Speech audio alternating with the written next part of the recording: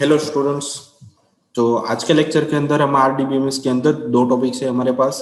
ठीक है, आरडीबीएमएस के कॉन्सेप्ट और उसके बाद है कि ऑब्जेक्ट बेस्ड डेटा मॉडल, मतलब किस किस तरीके से मॉडल बनाए जाते हैं।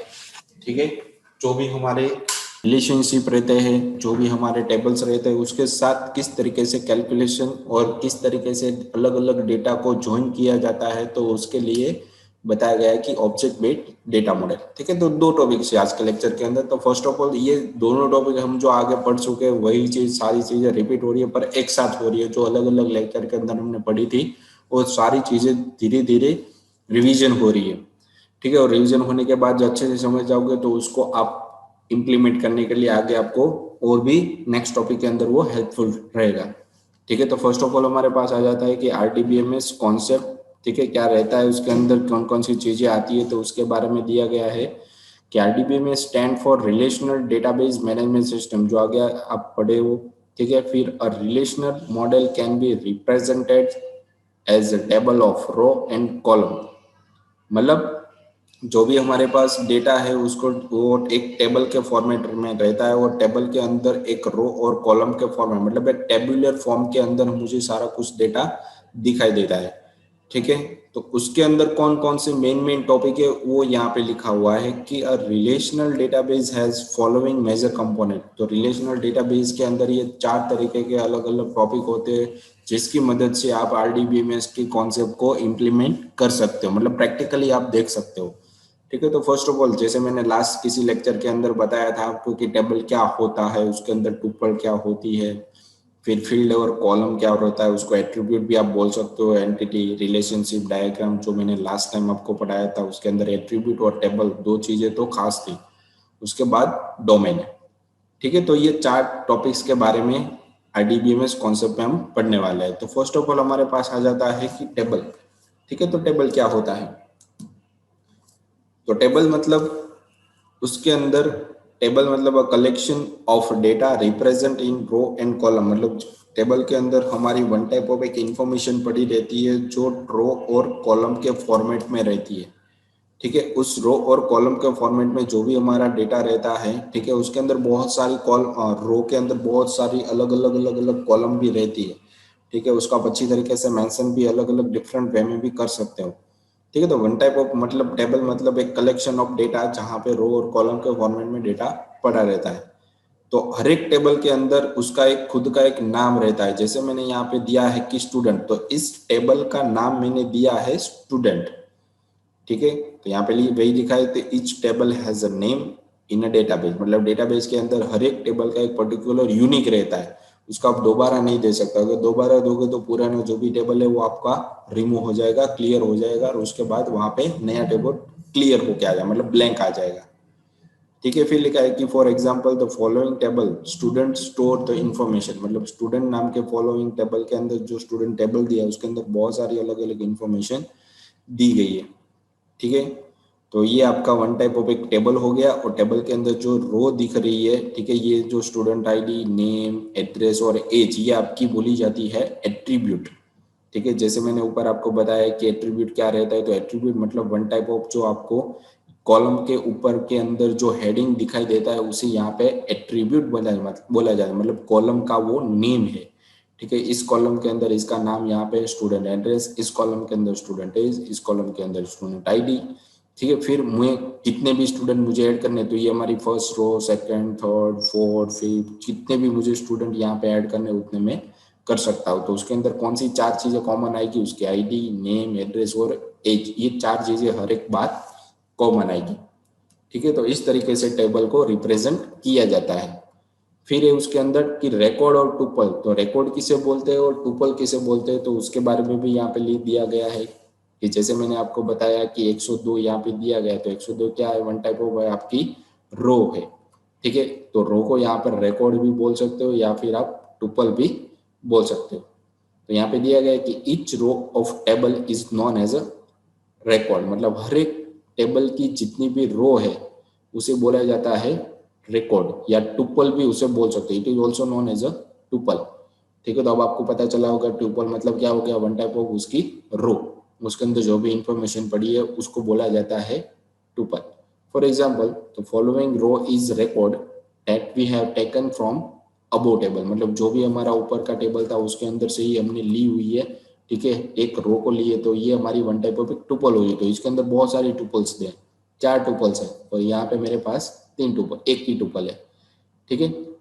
फिर एक कॉलम और फील्ड और एट्रीब्यूट, मतलब इन 3 नाम से इसको पहचाना जाता है डीबीएमएस के अंदर। फील्ड मतलब उसकी जो कॉलम का नाम रहता है उसे भी फील्ड बोल सकते हो, कॉलम नेम उसे भी यहाँ पे बोल सकते हो, ठीक है, और जो एट्रीब्यूट है उसे भी यहाँ पे आप कॉलम एट्रीब्यूट बोल सकते हो, ठीक है। तो above table student has a 4 field, तो जैसे मैंने बताया कि ये उसकी आईडी है, नेम है, उसका एड्रेस है, और ये आपकी उसकी एज है, तो इसको यहाँ पे बोला जाता है कॉलम और एट्रीब्यूट्स, ठीक है। तो student ID, student name, student address और स्टूडेंट एज, तो ये आपको समझ में आ ही गया होगा कि किसको एट्रीब्यूट बोलते हैं और किसको टुपल बोलते हैं, किसको रिकॉर्ड बोलते हैं, किसको कॉलम नेम बोलते हैं, किसको फील्ड बोलते हैं, तो सारी चीजें आपको समझ में आ रही होगी, ठीक है। फिर आगे बढ़ते हैं कि डोमेन, तो डोमेन क्या रहता है। फिर एक ये domain is a set of permitted value for an attribute in table, मतलब जिस तरीके से आप फ्लिपकार्ट यूज या किसी भी तरीके की वेबसाइट अगर आपने ऑनलाइन देखी हुई तो उसके अंदर आपके पास से कभी भी पहली बार रजिस्टर करते हो तो आपके पास से ये यूजर नेम, फिर ईमेल, फोन नंबर और पासवर्ड, ये 3 चीजें, मतलब ये 4 चीजें आपके पास है कंपलसरी, वो फिलअप करवाते हैं, और जो 4 फील्ड है उसके जो टेबल रहता है उसके बैकएंड में जाकर स्टोर हो जाए, तो जो भी हमारा सर्वर है, मतलब जो भी हमने ऑनलाइन वेबसाइट को पुट किया है वहां पे जो भी इंफॉर्मेशन वो रहेगी हम फिलअप करते हैं फॉर्म के फॉर्मेट में, तो जब भी स्टोर होगी तो डोमेन के पास जाएगी, डोमेन मतलब हमारा जो सर्वर होगा उसके पास, और वहां पे वो परमिशन देगा कि भाई ये 4 तरीके के ही डेटा मेरे पास आने चाहिए, ठीक है, तभी वो आगे जाके प्रोसेस होगी और टेबल के अंदर स्टोर होगी। चेक फॉर एग्जांपल के फॉर्म में दिया कि domain of month of year accept January, February, December as value, मतलब इस तरीके की वैल्यू वो एक्सेप्ट करता है। Domain of date can be accept all possible valid date, मतलब जो भी पॉसिबली डेट होती है उसको भी वो एक्सेप्ट ऑटोमेटिकली कर लेता है। फिर एक we specify domain of attribute while creating table, मतलब जब हम डोमेन क्रिएट करते हैं तब उसी टाइम पे हम बता देते हैं कि इसको ऑटोमेटिकली जब जैसे हम डेटा इंसर्ट करते हैं तो ये डेट वैलिड होके ही चाहिए उसके अंदर। फिर एक an attribute can not accept value that are outside of the record domain, मतलब उसके मुताबिक ना हो तो वो डेटा को स्टोर करने नहीं देता, ठीक है। फिर example in above table student the student ID field has a integer domain so that field can not accept the value that are not integer for example, ठीक है। अगर स्टूडेंट आईडी उसके अंदर आप नेम स्टोर करवाना चाहते हो तो वो आप स्टोर वहां पे नहीं कर सकते, ये इनवैलिड है। जिस तरीके का डेटा आपको बोला गया उसी तरीके का डेटा आप वहां पे स्टोर कर सकते हो, अगर आप वहां पे दूसरी तरीके का डेटा डालने की कोशिश करोगे तो वो वन टाइप ऑफ एक एरर दे देगा, ठीक है। फिर यहाँ पे देखा student ID can not has a value like first, इस तरीके की वैल्यू आप नहीं दे सकते, या फिर 10.11 इस तरीके की भी वैल्यू आप नहीं दे सकते। जैसे मैंने आपको ऊपर बताया कि कभी भी आप स्टूडेंट आईडी के अंदर नंबर डालते हो तो ऑलवेज वो कंटिन्यू फॉर्मेट में ही रहता है, ठीक है। यहाँ पे 101 है तो यहाँ पे 102 ही आएगा, अगर यहाँ पे डायरेक्टली आप 105 डाल रहे हो तो वो कभी भी स्टोर करने नहीं देगा, ठीक है। तो ये इस तरीके की स्टूडेंट की आईडी, मतलब डोमेन के अंदर आप वैलिडेशन, मतलब उसको किस तरीके का डेटा एक्सेप्ट करवाना चाहते हो तो वही आप वहां पर भी दे सकते, उसे बोला जाता है server side validation. Server side validation मतलब क्या होता है कि सर्वर वो एक्सेप्ट करेगा कि कभी भी आप अगर आपको नेम दिया गया है कि नेम के अंदर आप ईमेल डालोगे तो एक्सेप्ट नहीं करेगा, या फिर ईमेल आपको फील्ड दी गई अगर आप वहां पे नेम डाल रहे हो तो वो वहां पे तुरंत एरर देगा दिस इज नॉट वैलिड, या फिर ये से दे देगा कि this email is not valid, तो इस तरीके का वो मैसेज देगा ताकि यूजर को पता चलेगा कि मुझे इस तरीके की इंफॉर्मेशन यहाँ पे नहीं डालनी है, ठीक है। तो यहाँ पे डोमेन के थ्रू ही आप वैलिडेट कर सकते हो कि किस तरीके के एट्रीब्यूट के अंदर कौन सा डेटा जाएगा, मतलब किस कॉलम के अंदर किस तरीके का डेटा जाएगा वो पहले से ही फिक्स करके रखा जाता है, ठीक है। फिर आ जाता है कि ऑब्जेक्ट बेस्ड डेटा मॉडल, ठीक है। तो ये सारी चीजें थी हमारे पास कि आरडीबीएमएस कॉन्सेप्ट क्या होता है, tuple, table, field and domain, ये 4 चीजें इसके अंदर आती है। उसके बाद किस किस तरीके का डेटा मेरे पास होता है तो किस किस तरीके से मैं मॉडल रिलेशनल बना सकता हूँ एक दूसरे के साथ, तो वो चीज यहाँ पे दी गई है। तो फर्स्ट ऑफ ऑल है कि data model so that how the data is connected and store in the system, मतलब सिस्टम के अंदर वो किस तरीके से एक दूसरे के साथ कनेक्टेड है, वो किस तरीके से उसको स्टोर किया जाता है। It show the relationship between data, वो क्या कहता है कि वो किस तरीके का डेटा एक दूसरे के साथ कनेक्टेड है, वो बताता है कि इस तरीके से रिलेशन दो अलग अलग टेबल के साथ बनाई जाती है। फिर एक ये model is basically conceptualisation between attribute and entity, मतलब एंटिटी मतलब टेबल और उसकी जो फील्ड रहती है उसको किस तरीके से कॉन्सेप्ट वाइज कनेक्ट की जाती है मॉडल के अंदर, तो वो चीज यहाँ पे बताई गई है। फिर एक there are basically three main data model in DBMS that were network, hierarchy and relational. ठीक है, तो तीन तरीके के ही मॉडल कभी भी कोई भी यूज करता है ज्यादातर डेटा मॉडल के। उसके अलावा बहुत सारे अलग अलग तरीके के डेटा मॉडल आते हैं जो हम यहाँ पे पढ़ेंगे। तो वो तो जो पुराना है वो तो पढ़ने वाले ही है, और नया जो उसके साथ डेटा मॉडल आता है वो भी हम पढ़ेंगे। ठीक है, तो आगे बढ़ते हैं कि फ्लैट डेटा मॉडल। तो first of all flat data model मतलब क्या हो जाता है कि flat data model is the first and foremost introduced model, and in this all the data used is kept in the same plane, since it was used earlier that this model was not so scientific। ठीक है, तो यहाँ पे जो भी model बनाया गया है वो एकदम फ्लैट है, वो डायरेक्टली आपको इम्प्लीमेंट करना रहता है आपके जो डेटाबेस रहते हैं उसके अंदर। तो इसके बेस पे आपको किसी भी तरीके का डायग्राम या मॉडल बनाने की ज़रूरत नहीं रहती, वो डायरेक्टली आप उसको इम्प्लीमेंट कर सकते हो। जिस तरीके से यहाँ पे बताया कि रोल नंबर यहाँ पे दिया गया है और यहाँ पे नेम, यहाँ पे कोर्स, तो इस तरीके से डायरेक्टली आप डेटाबेस के अंदर डेटा इंसर्ट कर सकते हो। ठीक है, तो इस तरीके से भी आप परमानेंटली डेटा को सेव करके रख सकते हो। तो ये हो गया one type of flat data model. ठीक है, फिर एक की एंटिटी रिलेशनशिप डेटा मॉडल, जिस तरीके से हमने लास्ट लेक्चर के अंदर पढ़ा था वही यहाँ पे एक्सप्लेन किया गया है कि ईआर मॉडल सबसे ज्यादा यूज होने वाला मॉडल है। जो ईआर मॉडल है, किसी भी तरीके की रिप्रेजेंटेशन या किसी भी एंटिटी के साथ रिलेशनशिप आपको दिखाना है तो उसके लिए यहाँ पे एंटिटी रिलेशनशिप मॉडल यूज होता ही होता है। ठीक है, entity relationship model is based on notion of real world entity and relation, मतलब रियल वर्ल्ड के अंदर जितनी भी तरीके की एंटिटी है एक दूसरे के साथ कनेक्टिविटी करवाने के लिए एंटिटी रिलेशनशिप डायग्राम का यूज किया जाता है।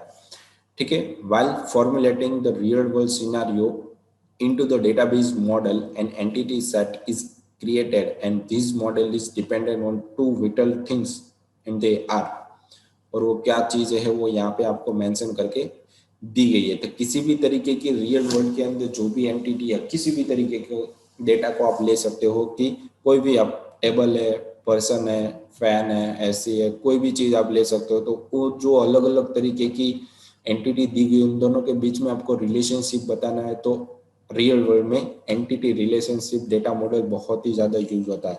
एग्जाम्पल के फॉर्म में आपको नीचे दिया भी गया है कि यहाँ पे स्टूडेंट है तो स्टूडेंट के अंदर कौन कौन से एट्रीब्यूट आ जाते हैं, उसका नाम, उसका नंबर, फिर उसका मेजर, फिर मतलब उसका माप, फिर उसके बाद उसका एड्रेस। तो स्टूडेंट है वो कोर्स के अंदर उसने एनरोल किया, तो कोर्स नाम की एक दूसरी एंटिटी दी गई है, उसके अंदर क्या होता है तो उसका सेक्शन और उसका टीचर, तो कोर्स कौन पढ़ाने वाला है, तो दो चीजें यहाँ पे दी गई है। तो इन दोनों के बीच में कनेक्टिविटी क्या होगी कि रियल वर्ल्ड के अंदर जो भी चीजें पड़ी है तो इन दोनों के बीच में क्या होता है कि स्टूडेंट है उसने इस कोर्स के अंदर एनरोल करना है, क्यों करना है तो उसको वो चीजें सीखनी है, इसलिए उसने वहां पे एनरोल किया हुआ है। ठीक है, तो इन दोनों के बीच में रिलेशनशिप बन गया वन टाइप ऑफ। तो रियल वर्ल्ड के अंदर जो भी चीजें आपके पास रहती है तो उन दोनों के बीच में रिलेशनशिप आपको कभी भी बनाए तो एंटिटी रिलेशनशिप मॉडल ज्यादा काम आएगा।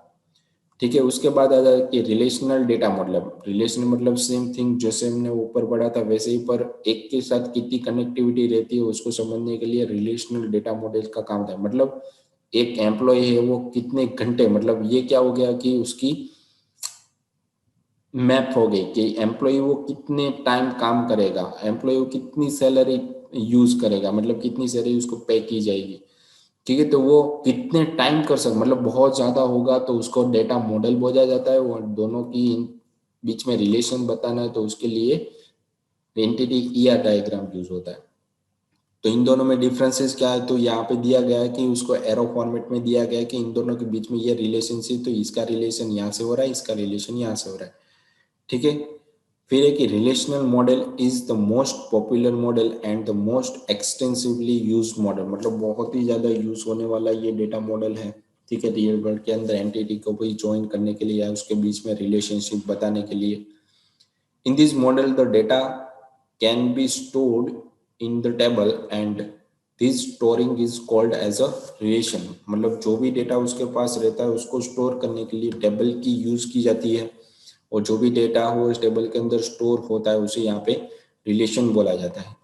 और relational relations can be normalized and the normalized relation value are called atomic value, मतलब एक के साथ एक ही अटैचमेंट रहता है, मतलब उसकी नॉर्मलाइजेशन रहती है कि नॉर्मलाइजेशन आगे हम पढ़ेंगे, पूरा हमारा पास चैप्टर है, ठीक है, कि एक के साथ कितना रिलेशनशिप बन रहा है। अभी अगर एक से साथ ज्यादा रिलेशन बन रहा है तो उसको मैनिपुलेट, मतलब उसको सिंपली करने के लिए नॉर्मलाइज का यूज किया जाता है कि आगे जाके वो कंफ्यूज ना हो, ठीक है। तो उसके लिए नॉर्मलाइजेशन का भी यूज कर सको, जो भी एक रिलेशन उसके साथ बनता है उसकी एक सिंगल वैल्यू होती है, एक पेयर के फॉर्मेट में रहती है, उसे यहाँ पे एटॉमिक वैल्यू बोली जाती है, ठीक है। नॉर्मलाइजेशन के थ्रू जो भी इसकी कनेक्शन बनती है एक दूसरे के साथ उसे यहाँ पे एटॉमिक वैल्यू बोली जाती है। फिर है कि each row in a relation contain a unique value, मतलब जो भी इसके साथ डेटा कनेक्टिविटी रहेगी उसके अंदर हर एक के पास यूनिक डेटा रहेगा, ठीक है। तो each row in a relation contain a unique value and it is called tuple, जैसे हमने आगे बढ़ा कि उसे एक रो बोला जाता है। Each column contain a value from same domain, it is called as attribute, मतलब हर एक कॉलम के अंदर जो भी हम वैल्यू डालते हैं उसे यहाँ पे बोला जाता है एट्रीब्यूट्स, ठीक है। तो ये बहुत ही ज्यादा most popular relational data model है। किसी भी तरीके की एंटी या रिलेशनशिप आपको कभी भी दिखाना रहता है तो उसके लिए रिलेशनल मॉडल या relational model, entity relationship model, ये दोनों मॉडल का आप बहुत ही ज्यादा यूज कर सकते हो, ठीक है। उसके बाद है कि नेटवर्क मॉडल, कितनी भी तरीके की एंटिटी रहती है एक दूसरे के साथ किस तरीके का रिलेशन है अच्छी तरीके से आप दिखाना चाहते हो तो उसके लिए एंटिटी नेटवर्क डेटा मॉडल भी यूज कर सकते हो। फिर एक network data model has a entity which are organized in a graphically representation and some entity in the graph can be access through several path, मतलब अलग अलग पाथ के थ्रू अलग अलग एंटिटी को कनेक्ट किया जाता है और एक दूसरे के साथ किस तरीके की कनेक्टिविटी की गई है तो वो यहाँ पे नेटवर्क मॉडल के अंदर की जाती है, तो इसलिए इसको बोला जाता है नेटवर्क डेटा मॉडल। मतलब जितनी भी एंटिटी आपके पास रहेगी तो एक दूसरे के साथ किस तरीके का उसका रिलेशनशिप बन रहा है तो उसको यहाँ पे डायरेक्टली आप मेंशन कर सकते हो, ठीक है। तो उसे यहाँ पे नेटवर्क मॉडल बोल सकते हो, ठीक है। ये बहुत ही कम यूज होता है पर हमें पता होना चाहिए।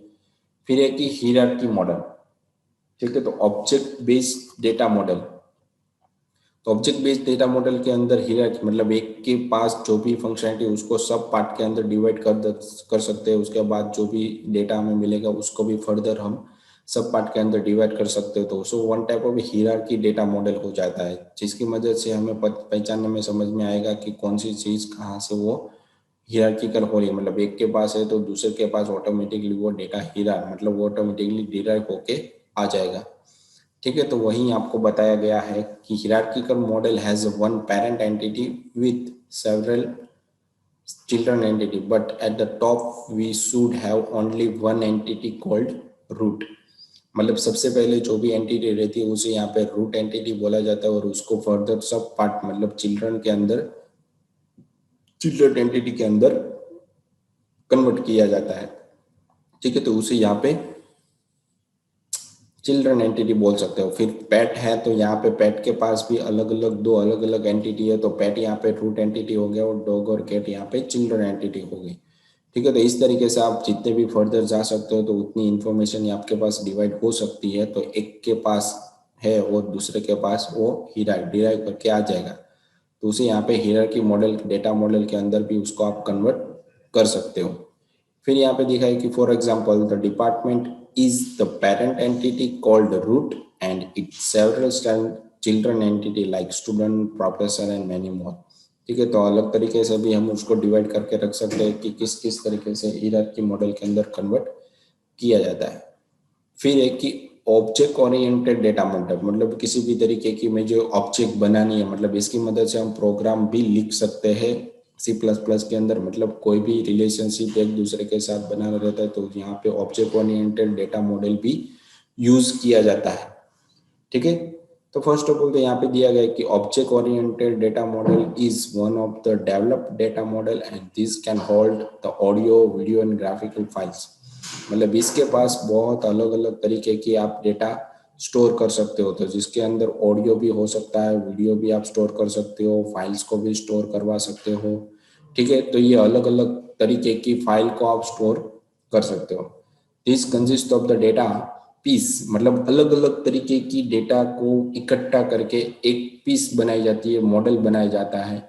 ठीक है, and this method which are the DBMS instruction, मतलब उसको प्रोग्राम आपको करना पड़ेगा कि डीबीएमएस के अंदर किस तरीके से आपको वो शेप बनाना है, मतलब इंफॉर्मेशन आपको बनानी है, मॉडल बनाना है। तो यहाँ पे दिया गया है कि आपके पास आई शेप, उसके अंदर पेंट है, तो यहाँ पे लाइन आप जोड़ सकते हो, लाइन आप पेंट कर सकते हो, सर्कल पेंट कर सकते हो, शेप लिस्ट आप पेंट कर दो, किस किस तरीके की आपको पेंट करनी है, तो उसके लिए भी फर्दर यहाँ पे पीस ऑफ इंफॉर्मेशन के अंदर कन्वर्ट किया गया है। ठीक है, तो इस तरीके से आप सारी इंफॉर्मेशन फर्दर डिवाइड कर सकते हो, मतलब प्रोग्रामिकली भी आप उसको लिख सकते हो, जिसकी मदद से अगर आपको प्रोग्राम के फॉर्मेट में भी उसको कन्वर्ट करना रहता है तो भी आपको समझ में आ जाएगा।